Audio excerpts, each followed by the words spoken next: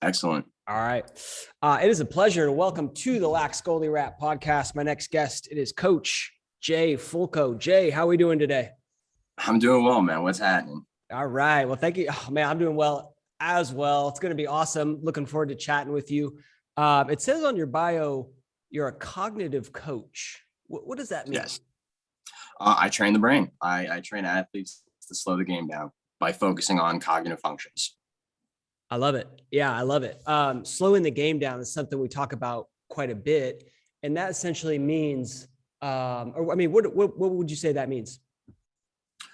I would think it's taking the decisions and aspects of the game reaction-wise that you have to make within the game and not panicking. Because every human being gets into a fight or flight mechanism when we get into a situation where it's, oh shit, something's happening. Yeah. So it's pretty much teaching the body or teaching the athlete to not panic in those situations and be pretty much assertive with your decisions you make and the moves you make. Yeah, it's especially, I know you work with a lot of, pro athletes, NFL athletes, soccer players, a few Fogos you were mentioning. As a lacrosse goalie, it's this interesting scenario where, I mean, they're firing this rock at you, solid rubber ball, and you have a lot of fear response. And so you really do need to slow the game down in the sense that I need to see like where this 90-mile-an-hour ball is going and then explode to it. So I think that, if lacrosse goalies are not training cognitively, they should be. Wouldn't you agree? Oh, 1000%. I mean, if you're talking reaction sports before even understanding what cognitive training is, you're going to, if I say, hey, what people should be react training, you'd say any goalie or a tennis player or a ping pong player, right? That's top of mind already when you're thinking about reaction training. Yeah, I love it. How did you get into the cognitive training? Oh, dude, long story, man. I actually had some friends when I was younger that were in the NFL and they played a ton of video games with me. And I was blessed to play a lot of video games with them, their colleagues, their teammates. And it was kind of always the same consistency of they're really fucking good at all video games. So it was kind of just like, why is that? Why is that? And with me, I have like a personality where there's an algorithm to everything in life. So getting into the fitness industry, I wanted a niche. I wanted to separate myself. And then starting to have an understanding that there was a crossover between video games and my elite athletic friends, I was like, what is that? And for video games, it was pattern recognition, elite brain speed, high risk, high reward, being able to read situations, being able to recall situations, being able to sustain the focus for hours on end playing the video game to still be consistently good as when they were when they first turned the game on. So then it was like, okay, there's a carryover, there's a transition. What does that look like? So then it was like, all right, at an elite level of any sport, what's the difference in athleticism? Not much. So it was like, okay, cool. If I can start to kind of incorporate my knowledge of multidirectional movement with my newfound love for cognitive and brain training, I can kind of put it together. My athletes will be the ones that are reacting first, but reacting with conviction. Yeah, love it. Love it. And so from there, did you go about like studying cognitive training or like what was your path to getting this knowledge? Yeah, man. So a lot of the stuff that I did, it was self-taught. It was really just like trial and tribulations of what works and what doesn't, and the understanding of basic movement. So my foundation with any athlete that I get is basic movement. So I keep the movements basic so I don't have to worry about risk of injury within a session. I make the session harder by adding cognitive variables. So I've been blessed to go to a lot of seminars with a lot of different fitness professionals and meet a lot of different people within the realm of the cognitive atmosphere that have just pretty much giving me titles to what I've already been doing since I was 18. I'm 27 now. So, so once like I did that, you go trials and tribulations through years of doing this, you kind of just pick up your own what works and what doesn't. Right. There's a lot of drills that people see on Instagram that I do. It's kind of just like, that doesn't make sense. Yes, it doesn't make sense because it's extremely hard visually to watch, also to do. But my athletes are in their progression. So it's been months of doing things to lead up to them to be able to do that. Yeah. It's not just go and do that. I'm not going to throw 8,000 variables at an athlete and say, okay, you're up. Yep. I mean, it's kind of like when you train lacrosse goalies, you can't just put them in day one for 90-mile-an-hour shots. Like you've got to like build it up, build up that progression, something you call earning your progressions, which is what I was going to ask about. So what does that mean to you? So in any aspect of training, right? No one goes to a trainer to be successful the entire time of a session. It's pointless. You're wasting money. you need to have some failure within your session for adaptation to occur. Mm-hmm. Right. With that being said, I choose my drills based on the failure rate. So if I do a drill and an athlete's failing 10 times out of 10, hey, guess what? Drill's too hard. If I do a drill and an athlete's within that 50 to 60% failure rate, okay, we have failure, but we have success. You've earned your progression.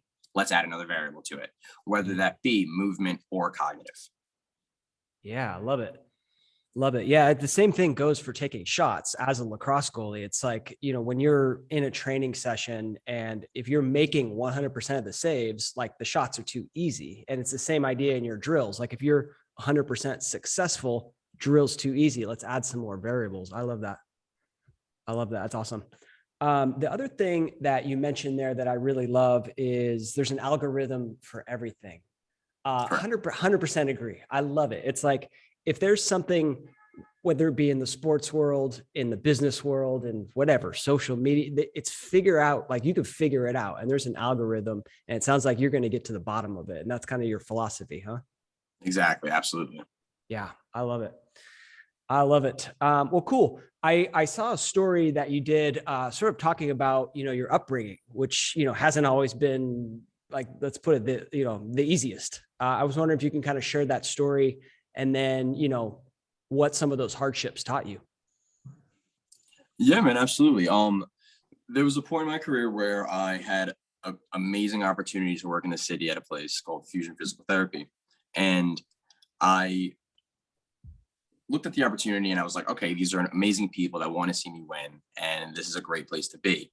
But unfortunately, life comes at you with seasons at a time. So I didn't have, like I said, a home. So it was kind of just like staying at friends' places, staying at hotels, staying at people just offering a place to stay sometimes. And it was kind of just at times it's, do I stop doing this and go to my support system that I know I have? But it's not here and it's not the algorithm of me being the best cognitive coach out there. Right. That was a decision, but it wasn't a decision I was willing to accept. So it was kind of just like, all right, I knew the algorithm of being the best cognitive coach out there. It was being here. So once I had that in my head, it was kind of just like, okay, cool. None of this matters anymore.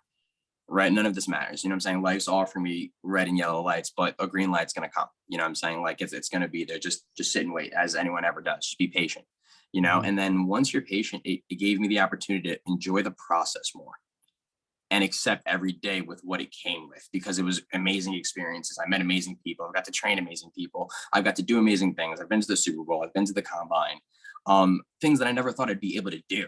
And it was accepting just the hardships that were going to come within the process and me enjoying the process. And it helps me as a coach because, again, like I told you within my sessions, I offer that same frustration. I offer that same adversity. Right. And for me to give the same energy in the session with my athlete during the session, it helps them overcome that frustration and adversity as I had to back when I was in the city. Interesting. So it's like, because you've been through that adversity, you know how to put an athlete through the same adversity. And also, what it's like to have gone through that. So you can kind of help them through that journey. Yeah, man, because it's very easy to do something hard when you have an ability to make it more efficient. Right.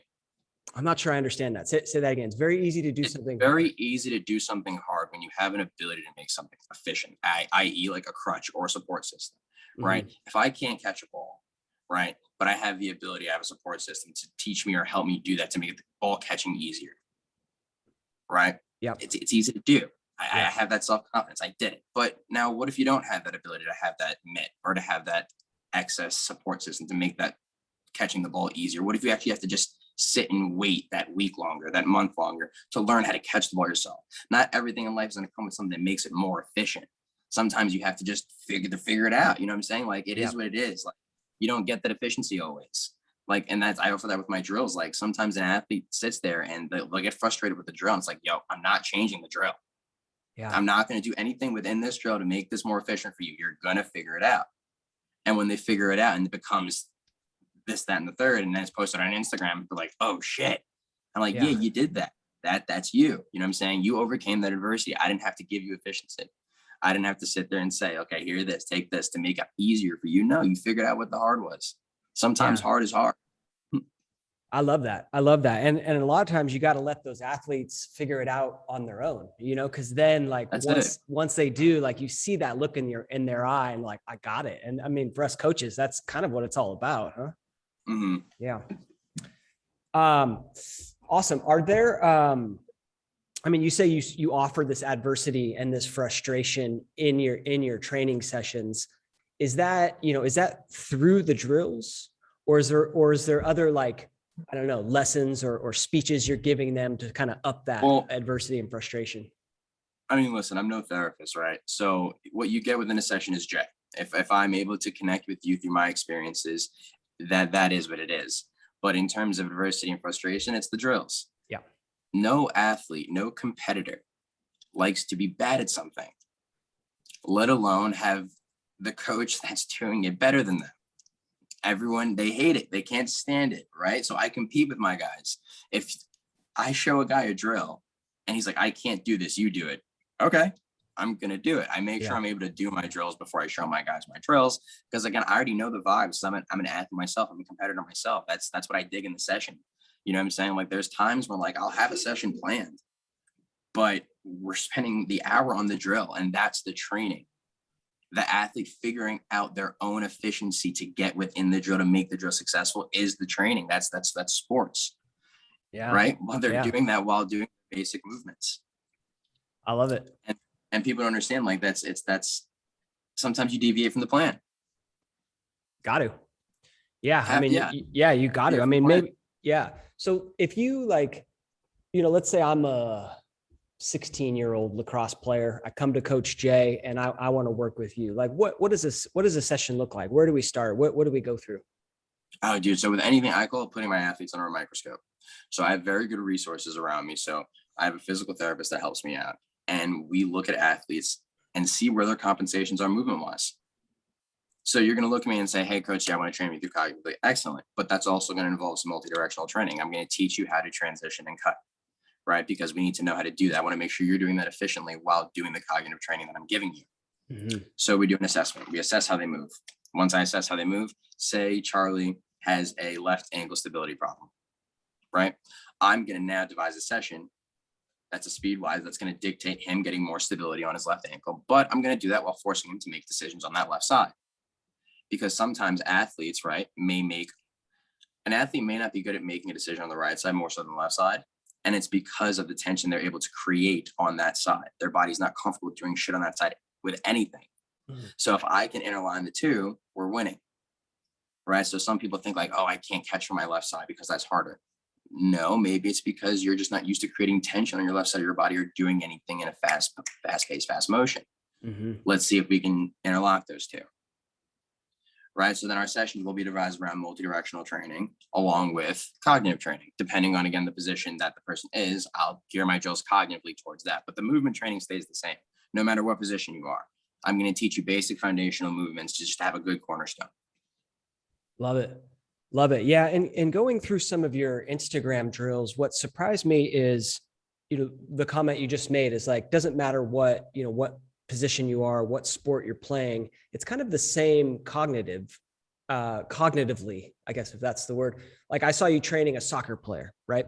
And you're doing the ball drop drill where you hold up two balls and maybe you drop them both and they have their hands kind of right above you and they need to react and catch it, which we do all the time as lacrosse goalies. And you think like, all right, that's like, as lacrosse goalies, we are using our hands to catch the ball. So it's like direct, that's a direct, it directly applies. With soccer, you're like, wait a minute, like they're using their feet, they're not using their hands. So how does that drill apply to the soccer player? Cool. So long-winded answer. Anything you see that I do, it's off of 5 cognitive functions, right? So we have brain speed, how fast my athlete processes something, intelligence, how well they make a decision, auditory and visual reaction, how well they react based off what they see and hear, memory, can you recall what you saw or heard, and attention, how well can you sustain focus? So I'm not a skills coach, right? So that means that any athlete that works with me, you're not going to be doing your sport specific stuff with me. Right. We're going to train cognitive. Just because you're a soccer player, that doesn't mean I'm not going to train you using your hands. So within that drill, what do we have? I have 2 tennis balls. I drop one or the other. So we have intelligence. That's decision-making. You have to decide, is he dropping left, right, or both? What else do we have? We have brain speed. How fast can you process which one of those am I dropping? Right? And then we have attention. Can you sustain focus throughout the entire drill to consistently have that same brain speed and that same correct decision? So we take all of those, right? We put it in a drill, and guess what? Mentally, because remember, I'm a cognitive coach, we're training the brain. I'm putting that person in an in-game situation. Their brain does not know the difference, right? Has no idea what's going on. It just knows that I have to decide, react, sustain attention, decide, react, sustain attention. So that's what happens within my sessions. And people always question, like, why are they doing that? Why are they doing that? Because I'm a brain trainer. I'm a brain coach. I'm training the brain. I'm constantly putting my athletes in an in-game feel, because other than them playing their sport, when is the brain getting that in-game feel? It's not. Yeah, right. Not during practice, not during training, not during that. It only gets that in the game. So if I can give that to you 3 times a week, you're now more prepped and ready for that go. We talk about that fight or flight. You're ready for that fight. You're ready for that fight, right? It's the same thing when an athlete gets concussed. What do they lose? They don't lose athleticism. No, they lose the speed of the game. That's why when they come back, it's, oh shit, because you haven't seen that speed in X amount of days. So it's constantly giving an in-game feel. I love the smirk you're getting, because I get the same smirk within every session I do of a new athlete, because they're like, yo, this is unbelievable. I'm geeked. Yeah, I love it. I love it. I tried to write them down. Brain speed, intelligence. What was the third one? Attention, memory, and auditory and visual reaction. Got it. Yeah, I love that. A lot of, you got to train those as any athlete. I mean, especially I love the attention one too, because as lacrosse goalies, I mean, you have this really in any sport, but like, I don't know, like as a goalie in a reactionary position, you have to have this level of attention that is just so focused. And it's like, as soon as you lose that, then like your abilities go down. So, how do you train attention, right? It's these types of drills. Well, yes, if you have 45 seconds, I train guys virtually. I can do an attention drill with you right now, so you can actually see. Let's do it. Let's do it. All right. All right. Yeah. So all I'm going to do is show a card to the screen, just like that. Okay. You have to remember what that card was, and then say it when I show the next card. Okay. We're going to go through the deck.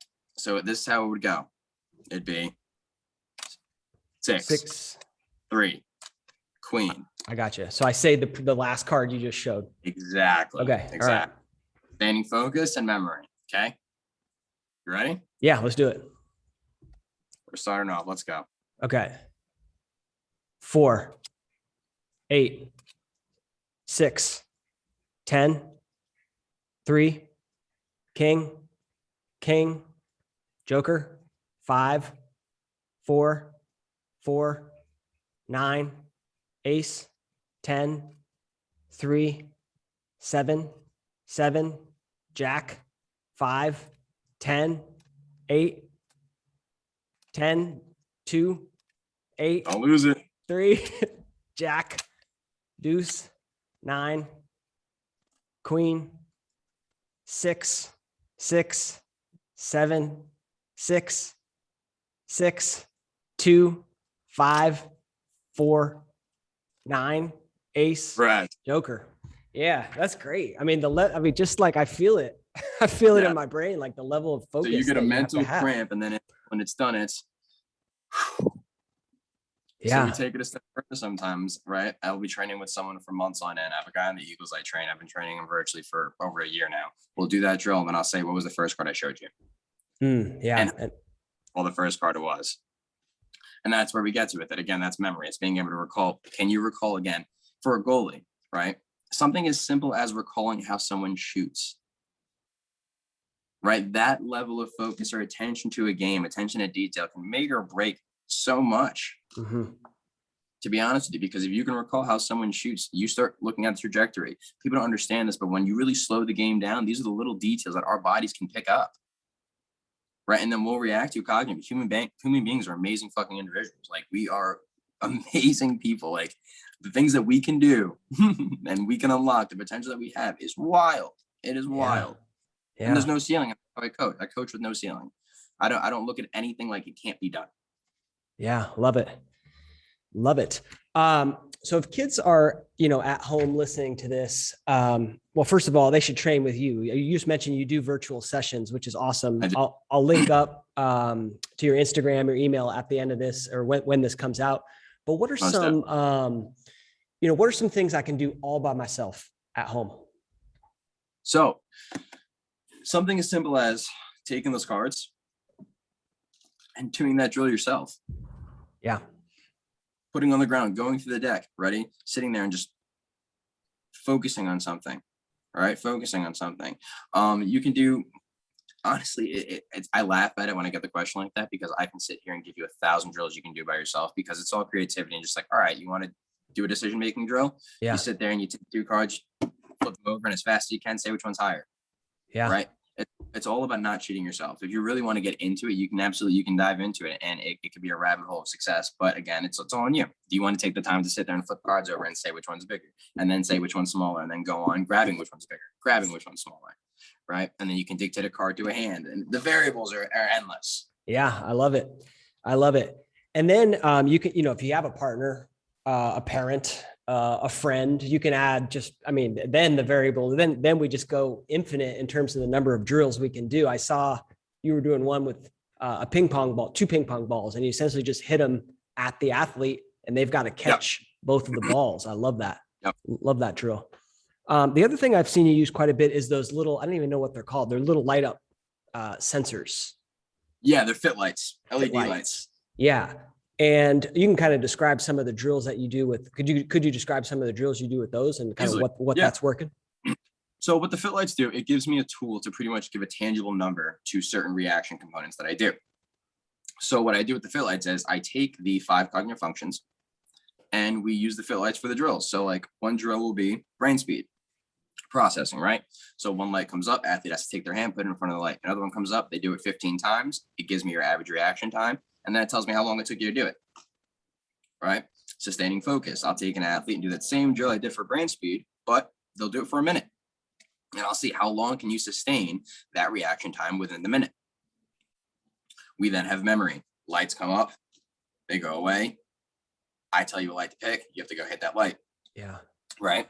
We then have auditory visual reaction. We can set the lights up all around my athlete, and I can have them sprinting in each one that lights up. I can say you can only use your right hand or left hand, right? Peripherals. Mm-hmm. Again, variables endless. It's a great tool to add to the cognitive tool belt. Yeah, I love it. I love it. I'll link up to those when this comes out and some pictures too, so you can see it. There's one drill I saw you doing where you're just kind of throwing the balls against a wall, and they're kind of set up in 4 corners around you, and you're like, essentially training to be aware of what's going on around you while you've got this stimulus, while you're focusing on the balls. So I had a swivel on that drill. I was gassed. Yeah, I love it. How do I know I'm getting better? Is it about just being better in those drills? Is it something else? Like, how do we know we're getting better in these areas? So multifaceted, right? Again, I'm a movement coach as well. So if you come to me and you're not planting well with your left leg, and at the end of seeing me, you're not planting well with your left leg, force production is better, stability is better. We've gotten better as an athlete overall. That's step 1.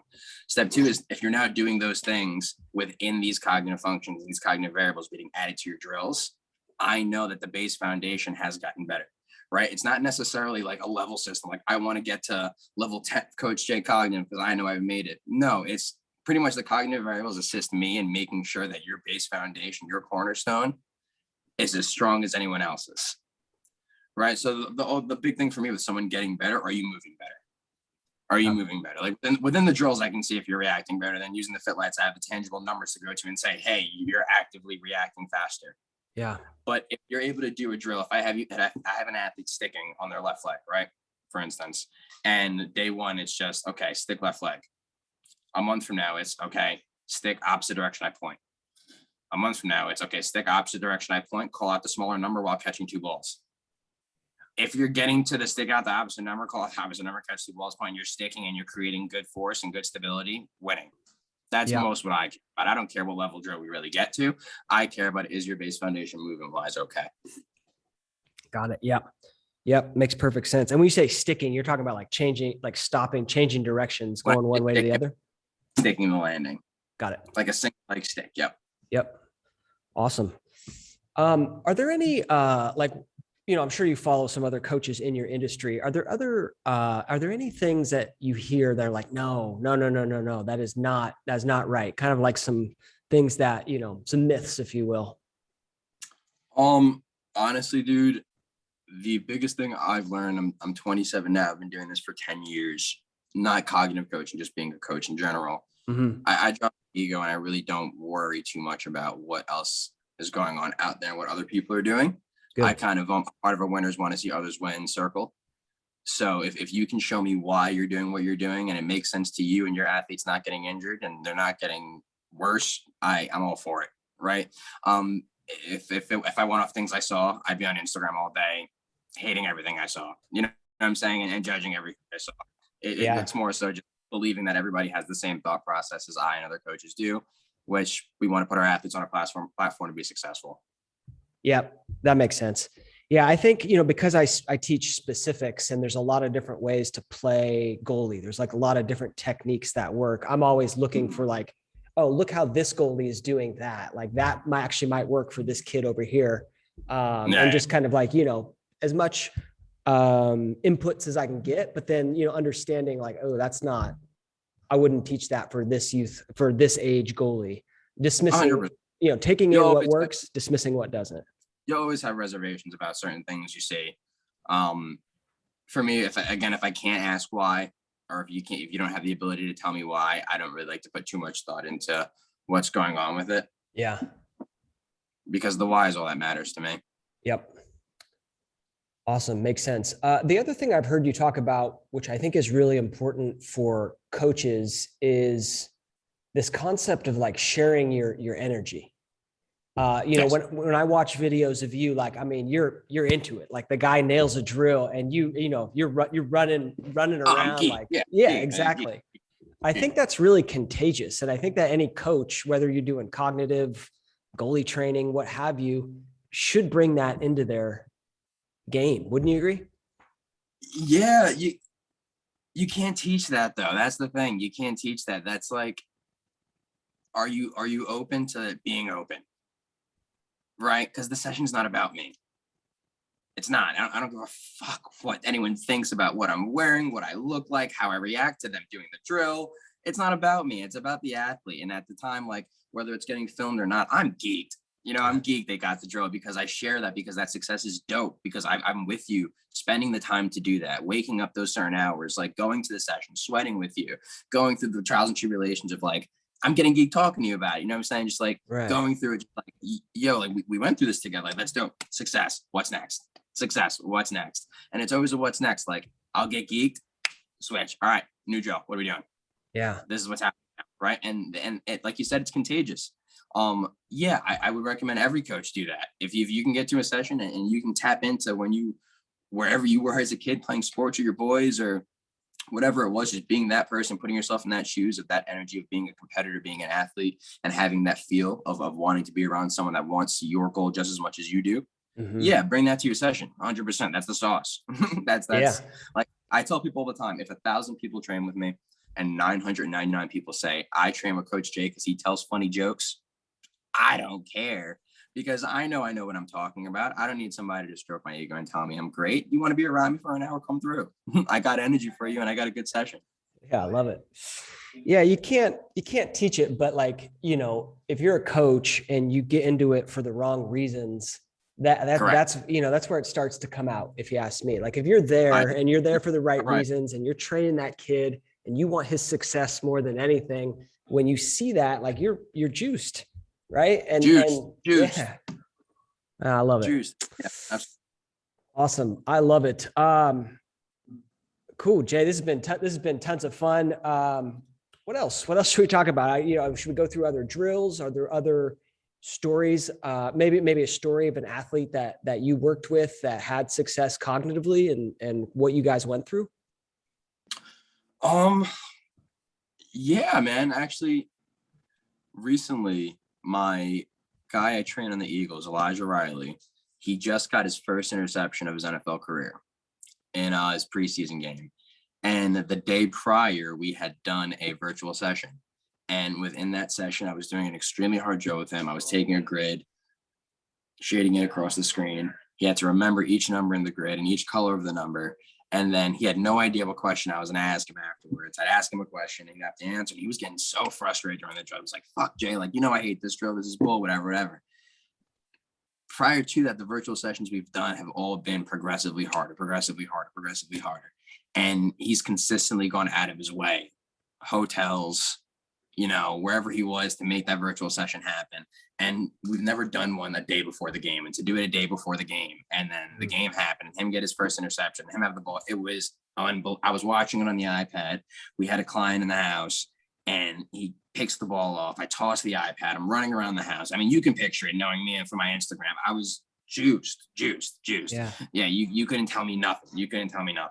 And I'm starting to see more of that now in my coaching career, like more successes, because again, obviously, as you get a program and you solidify yourself into what you know and love and how to do it, you start to just get those residual results. I love it. So now to see those results at such a high level now, man, it's unbelievable. And then to get asked to do a podcast, unbelievable. Like, you can't make this shit up. Here we go. Well, congrats on that. That's amazing. That's an amazing story.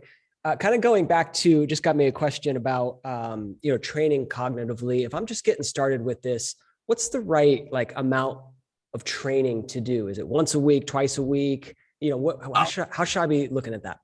The beautiful thing about cognitive training is it can't hurt you, right? I can go to a janky strength coach. They can teach me to squat poorly. I can get hurt. I can, form compensations and hurt myself. You train cognitively, you're not going to react slower. You can't get hurt cognitively. It doesn't happen. That's the beauty of it.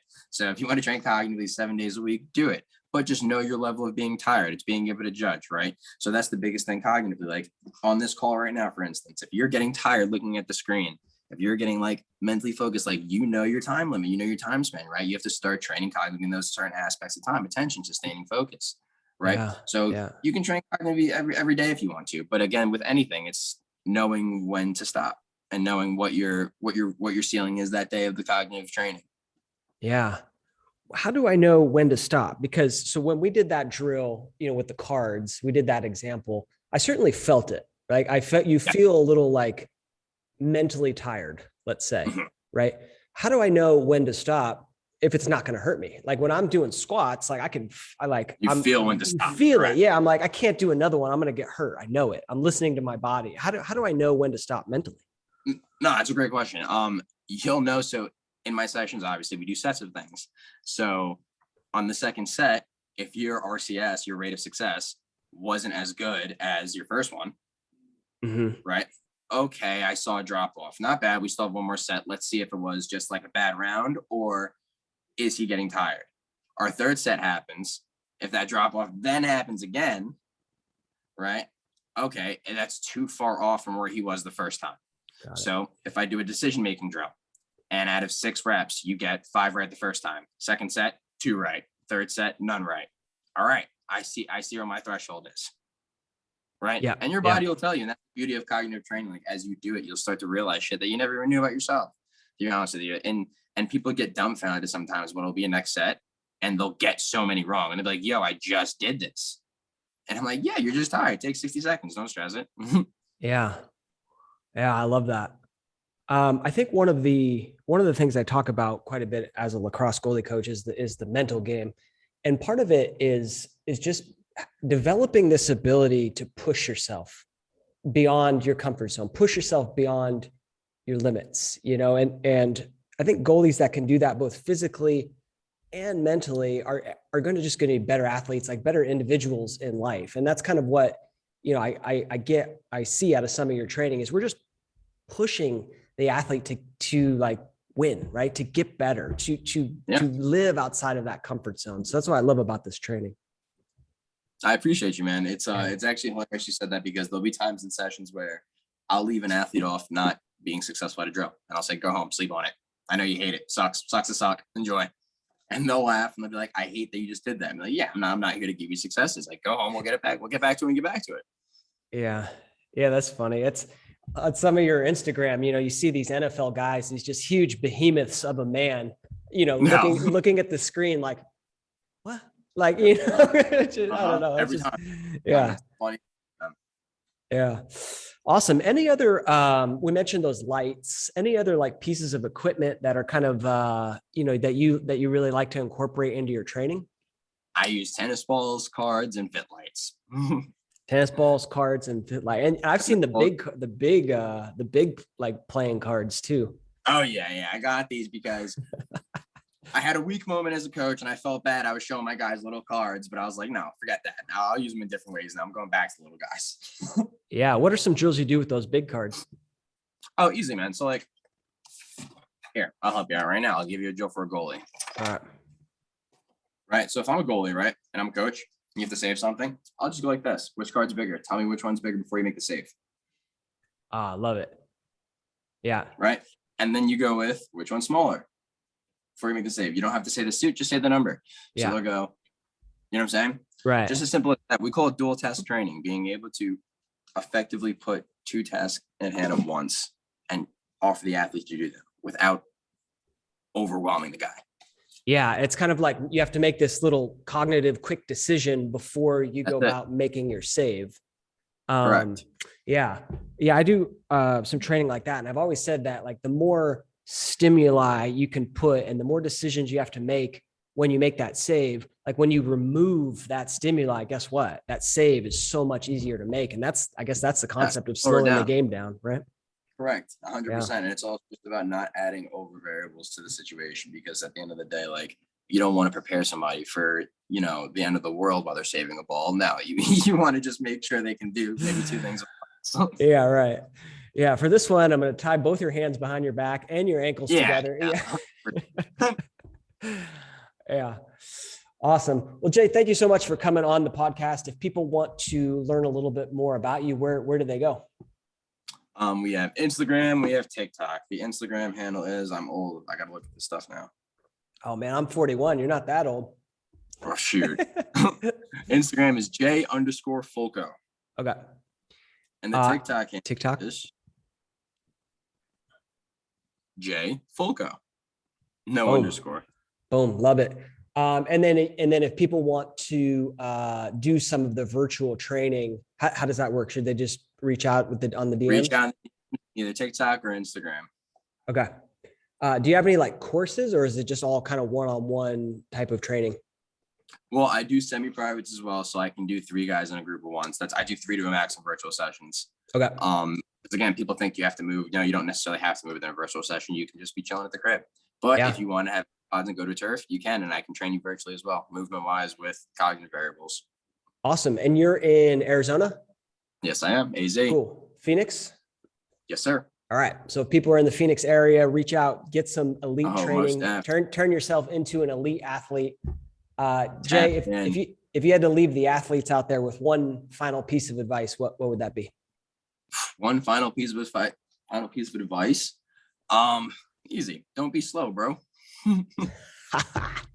Don't be slow, bro. I love it. Jay, thanks so much. I appreciate you, brother.